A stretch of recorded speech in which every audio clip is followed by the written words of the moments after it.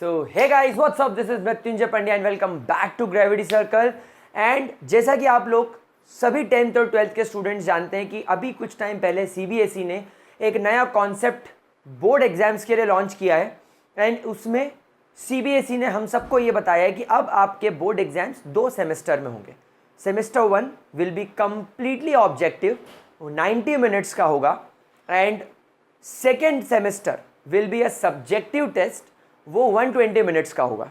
पहला वाला नवंबर के आसपास देखा जाएगा, दूसरा वाला मार्च अप्रैल के आसपास देखा जाएगा।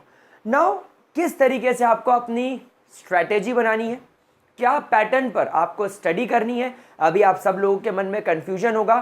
तो चलिए गाइस, आज के वीडियो में मैं आप लोगों को कुछ इंपॉर्टेंट टिप्स देने वाला हूं और कुछ इंपॉर्टेंट बातें बताने वाला हूं जो आप लोगों को मदद करेगी इस नए पैटर्न को प्रॉपर तरीके से समझ के एक अच्छा मार्क, एक अच्छा स्कोर अपने बोर्ड एग्जाम्स में लेकर आने की। तो चलिए गाइस, लेट्स गेट स्टार्टेड।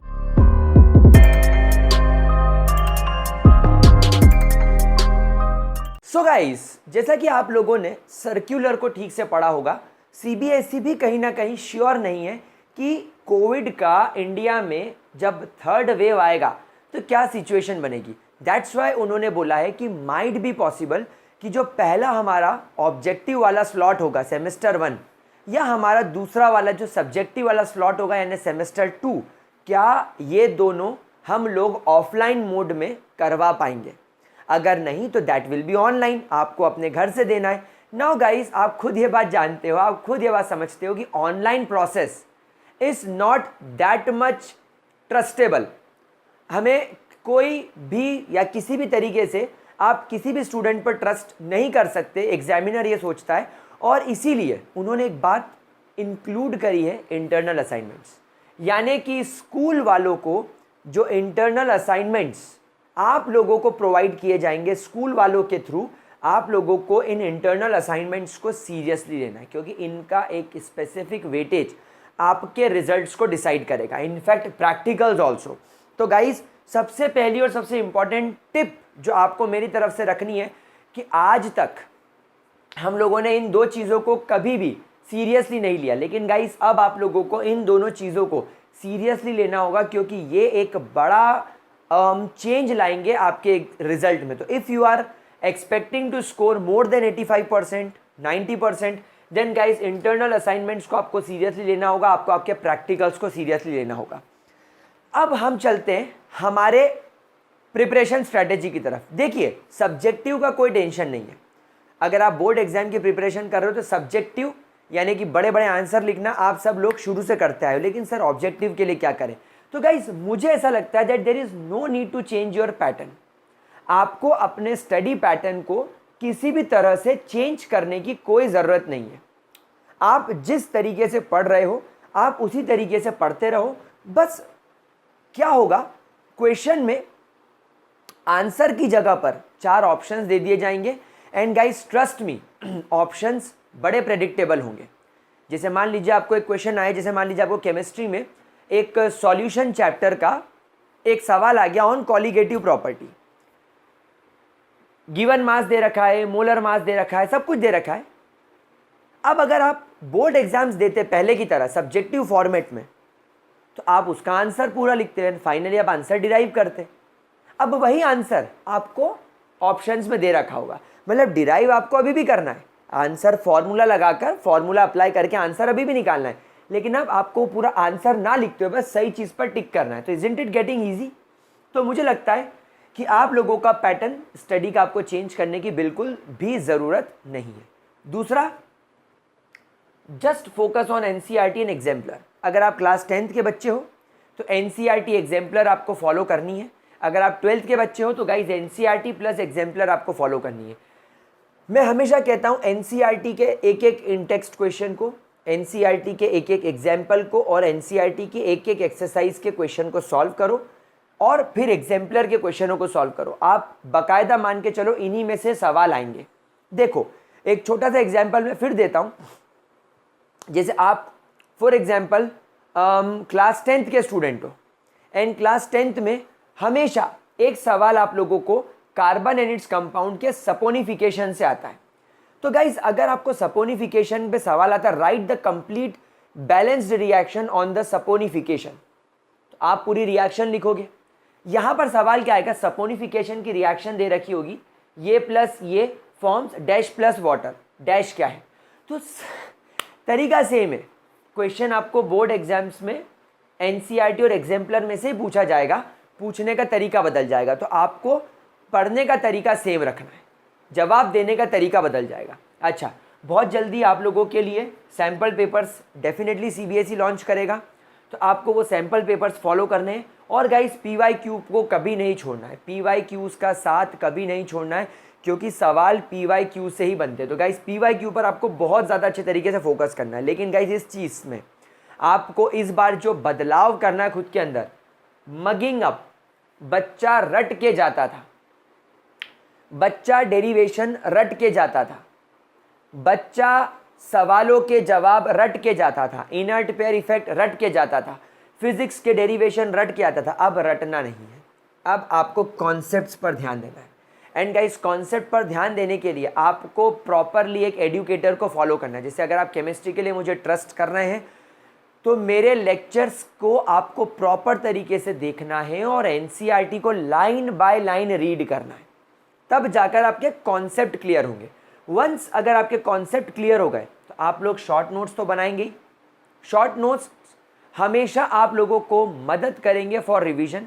लेकिन इस बार मुझे ऐसा फील हो रहा है कि शॉर्ट नोट्स सिर्फ सब्जेक्टिव के लिए काम करेंगे, ऑब्जेक्टिव के लिए आपको चैप्टर वाइज डिटेल्ड नोट्स बनाने हैं, और वो भी पॉइंट वाइज। यानी आपको एक चैप्टर अगर मैं पढ़ा रहा हूं तो वो चैप्टर के अंदर आप लोगों को हर एक चीज़ एक पॉइंट में लिखनी है। मतलब अब आपके जो नोट्स होंगे वो पैराग्राफ फॉर्मेट में नहीं बल्कि पॉइंट फॉर्मेट में होंगे। ऐसा लगना चाहिए कि एक चैप्टर आपने पढ़ना स्टार्ट करा तो पॉइंट 1, 2, भले ही आप उस चैप्टर के 100 पॉइंट्स लिख लो, लेकिन पॉइंट वाइज में क्या होगा, you will easily crack the objective part. पहली लाइन पढ़ी, done done done done done, और वो दिमाग में बैठता जाएगा। तो आपको यहाँ पर चैप्टर वाइज डिटेल्ड नोट्स बनाने हैं और उसमें हर चीज़ को आपको पॉइंट वाइज लिखना है। एंड गाइज एक लास्ट बात जो आपको बहुत रिलैक्स कर देगी, आप सब जानते हो कि अभी करंट सिचुएशन क्या है। We all know that pandemic is going on. We all know कि सेकेंड वेव में हम सब लोगों को क्या नुकसान हुआ, मेरे यहाँ मेरे फादर का नुकसान हुआ, हम लोगों की हेल्थ का नुकसान हुआ, और देश में करोड़ों लोगों की मेरे हिसाब से डेथ हुई होगी। बहुत ज़्यादा लोग अफेक्टेड हैं, साइकोलॉजिकल स्ट्रेस्ड है, फाइनेंशियल स्ट्रेस्ड है, हेल्थ का स्ट्रेस है, अपनों को खोने का गम है। एंड आगे आने वाली वेव में क्या होता है वी ऑल डोंट नो। इसीलिए गाइस मुझे जहाँ तक लगता है कि सीबीएसई का भी एक माइंड फ्रेम सेट है कि भाई इंडिया में बहुत ज़्यादा मुसीबतें आई हैं, इसीलिए जो आपका एग्ज़ाम होगा वो इजी से मॉडरेट लेवल पर ही जाएगा। मतलब कि जो बच्चे सोच रहे हैं कि यार ऑब्जेक्टिव में क्या होगा, मुझे तो जेई का ऑब्जेक्टिव बनता ही नहीं है, मुझसे तो नीट के ऑब्जेक्टिव बनते ही नहीं है, मुझसे तो लास्ट 2 ईयर के बोर्ड के ऑब्जेक्टिव नहीं बन रहे, लेकिन बेटा इस बार बन जाएंगे, क्योंकि इस बार पैटर्न को ईजी करके ही पूछा जाएगा, क्योंकि इंडिया ने अपनों को खोया है। तो इस बार जो सिचुएशन है वो अलग है, लास्ट ईयर से इस बार सिचुएशन अलग है। इसलिए मुझे लगता है कि सीबीएसई भी उस सिचुएशन पर एज एन ह्यूमन बीइंग सोच के, यहाँ पर हमारे जो लोग हैं, हमारे जो एजुकेशन मिनिस्टर वगैरह हैं, वो अपनों की तरह हम लोगों को लेकर इस चीज़ को ईजी मॉडरेट लेवल पर लेकर जाएंगे और आपका पेपर भी बहुत ईजी तरीके से ही आएगा। Now guys an important update, अगर आपने मुझे टेलीग्राम पर फॉलो नहीं किया है तो गाइज टेलीग्राम पर आपको नीचे नाम दिख रहा होगा, मेरा टेलीग्राम चैनल का ये नाम है, ग्रेविटी सर्कल आरंभ प्लस GC 3.0 ऑफिशियल्स। इस टेलीग्राम चैनल को आप फॉलो करके रख लीजिए। मैं इस टेलीग्राम चैनल पर बहुत अच्छे लेवल पर DPPs प्रोवाइड करा रहा हूँ for JEE and NEET students. लेकिन अब मेरी टीम ने सैम्पल पेपर्स पर काम करना चालू कर दिया है फॉर बोर्ड्स। तो अगर आप लोग एक बोर्ड स्टूडेंट हैं तो आप लोगों को मैं केमिस्ट्री के ऐसे सैम्पल पेपर्स और क्वेश्चंस प्रोवाइड करने की कोशिश करूंगा जो ऑब्जेक्टिव बेस्ड हो। तो गाइज आपको मुझे टेलीग्राम पे फॉलो करके रखना है, आपको ग्रेविटी सर्कल को सब्सक्राइब करके रखना है, क्योंकि हम लोग हमारे कोर्स को जल्दी फिनिश करेंगे। यानी नवंबर के पहले हमारा जो 50% कोर्स है हम उसको ख़त्म करेंगे, ताकि हम लोग ऑब्जेक्टिव की प्रैक्टिस कर सकें, हम लोग ये समझ सकें कि हमारा जो सिलेबस है उसमें से क्या क्या चीज़ें आने वाली हैं, कौन कौन सा रिड्यूस्ड पार्ट हटाया जा चुका है और कौन कौन सी चीज़ों पर ऑब्जेक्टिव बन सकते हैं। तो वो प्रैक्टिस सेशंस के लिए और प्रॉपर तरीके से नोट्स के लिए प्रॉपर तरीके के नॉलेज के लिए आपको ग्रेविटी सर्कल को सब्सक्राइब करके रखना है। शेयर कर देना गाइस इस वीडियो को, ताकि बाकी बच्चों को भी भला हो सके। इस साल कंपटीशन के बारे में मत सोचो, क्योंकि इस साल इंडिया ने अपने लोगों को खोया है। हर बच्चा, मुझे लगता है हर दूसरा बच्चा आज कहीं ना कहीं अफेक्टेड है गाइस। सिर्फ मध्य प्रदेश में ऐसे कई बच्चे हैं जिनके दोनों पेरेंट्स उन्हें छोड़ के जा चुके हैं कोविड की वजह से, तो ऐसे बच्चे भी शायद एग्ज़ाम देने बैठेंगे। तो गाइस आप लोगों को इस बार, अगर आप एक अच्छी सिचुएशन में हो, आपके घर पे सब सुरक्षित है और आप अगर अच्छे हो, आपके साथ में सब कुछ अच्छा हुआ है, तो गाइस इन ऐसी चीज़ें, मैं मेरे वीडियो की बात नहीं कर रहा हूँ, आप अपने स्टडी मटेरियल से लेकर अपना नॉलेज सब उन बच्चों के साथ शेयर करो। मैं ये नहीं कह रहा कि मेरे चैनल को फॉलो करवाओ और बच्चों को बोलो कि मेरे नोट्स डाउनलोड करें। अगर आपके पास मेरे नोट्स आ गए हैं और आपको लगता है कि मेरे सैम्पल पेपर से या मेरे डीपीपी से या मेरे वीडियो से किसी बच्चे को प्रॉफिट होगा, तो गाइज उससे शेयर कर दो। उससे मेरा कोई फ़ायदा नहीं होगा। मैं अगर टेलीग्राम चैनल पे किसी को नोट्स दे रहा हूँ तो नोट्स को देने में मेरा कोई फ़ायदा नहीं है, ना मुझे टेलीग्राम व्यूज़ के पैसे दे रहा है। लेकिन मैं चाह रहा हूँ कि, क्योंकि आई नो द पेन, और इस पेन को अगर कोई एक छोटा बच्चा 10th और 12th का फेस कर रहा है, तो मैं सोच सकता हूँ कि वो कितना ज़्यादा होगा। तो ऐसी कंडीशन में अगर मुझसे जो हेल्प बन पड़ रही है वो मैं गाइस कर रहा हूँ।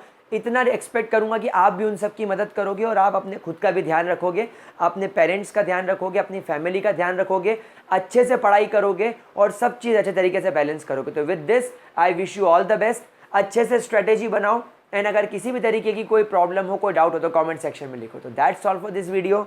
Bye bye and have a great day मेरे प्यारे बच्चों।